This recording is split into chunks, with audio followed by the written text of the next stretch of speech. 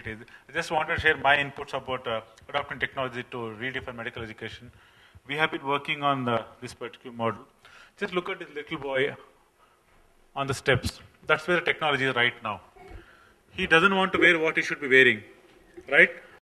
His papa has gone for taking a bath, and this little fellow grabs his laptop Mac and then wants to do what a quick gaming, whatever thing he wants to do. Now you tell me, don't you think we are late for introducing e-learning in medical education? This is the generation where they are standing. This is what they are looking for. They're grabbing the opportunities, what do they have. So why can't we utilize the same thing for medical education?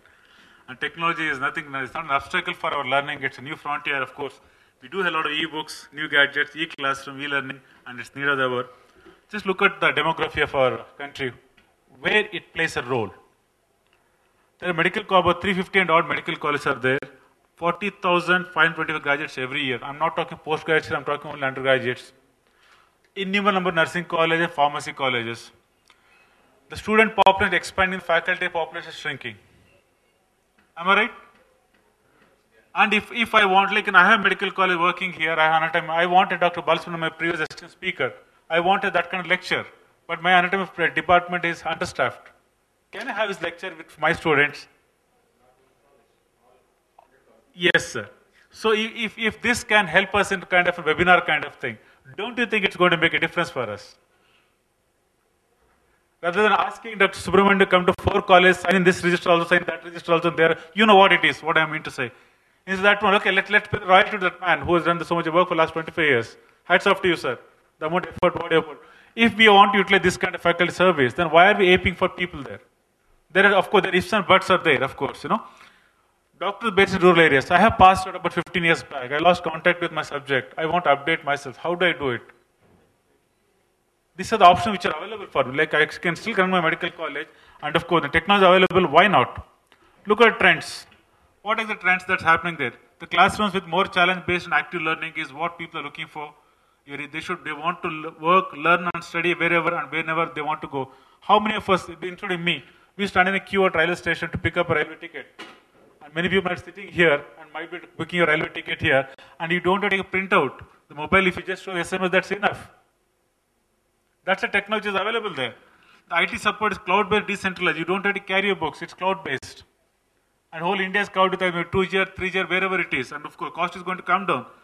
E-learning, and most important, the middle one I would like to say is hybrid learning is going to stay in medical education, not just e-learning. It's something as simple as driving on the road.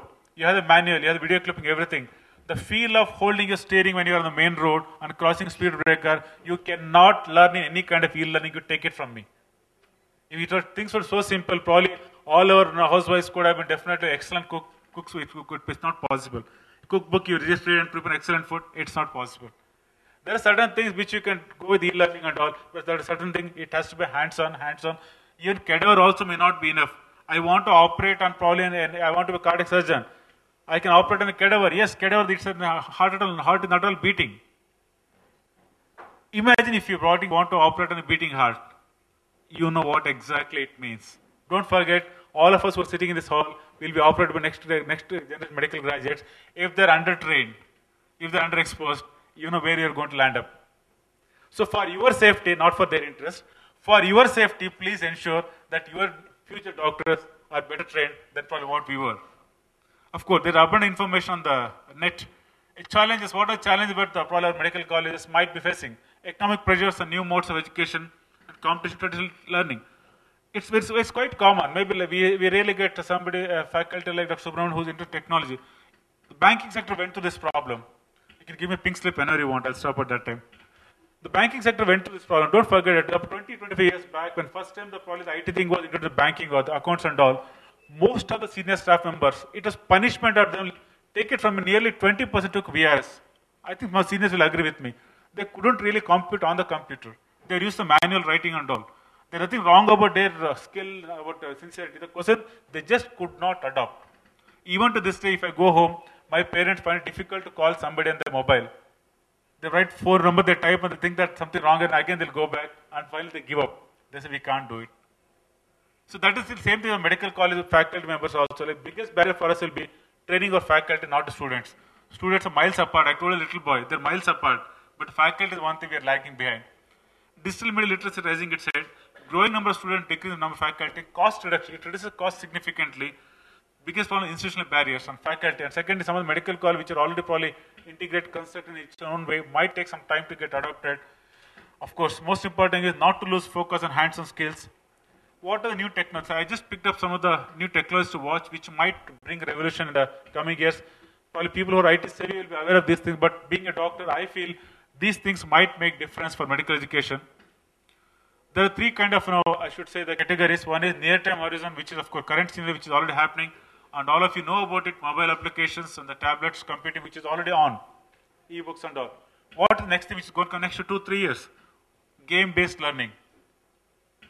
And of course, learning analytics. The long-term and 4 to 5 years, gesture-based learning and the Internet of Things. Just pick up the first one. Mobile application and the tablet computer. Just look at the screen. This was the thing what we did for the first time in the world. We brought out the Android application and interventional pain management program. The pain, of course, is being designated by WHO as it's no longer a symptom, it's a disease.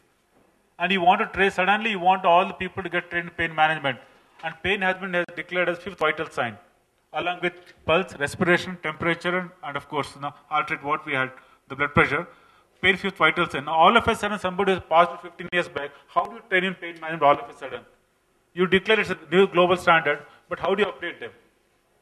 If something this kind of application available on the mobile or for that matter on the tablet, why can't? Why can't we do it? It's a basic necessity. It's a basic necessity, pain management, because people are living for longer and longer time, and for you live longer on this earth, you have to pay tax to the God or Almighty in the form of pain. You have to pay long. You want to stay longer, you get more pain, right?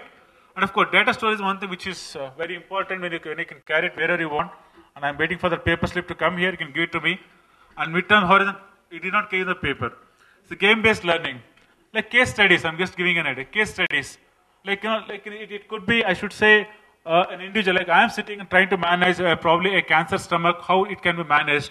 And of course, there could be another 4 or 5 people sitting us, how each of us can manage. It's a game-based. You give kind of a game, a scenario basically. Game-based learning scenario, and you see how the person can solve. You want to analyze. You want to ask him to write about 10 pages of cancer stomach. Then that one, give a case study. Ask him to manage this patient. You'll definitely get better glimpse of doctor than what he could have written about 10 pages, what it could have been there. Of course, collaboration is quite important. Yeah, she's great. Thank you so much. And creativity and critical thinking is very important. Learning and data, so much data is available. Data mining and all those things are there. And your seniors, I don't know, tell about that one.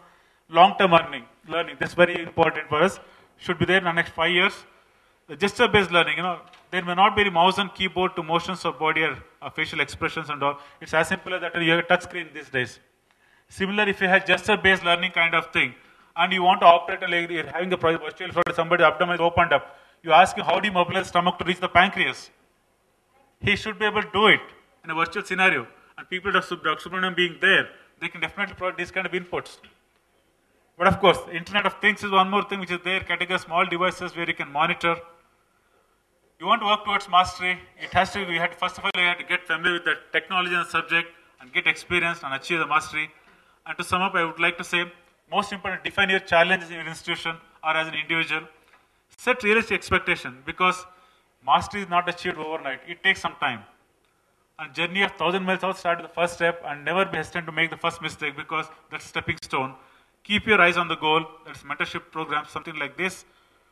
There is no substitute for hands-on learning, but if you ask me, e-learning is here to stay, and thank you.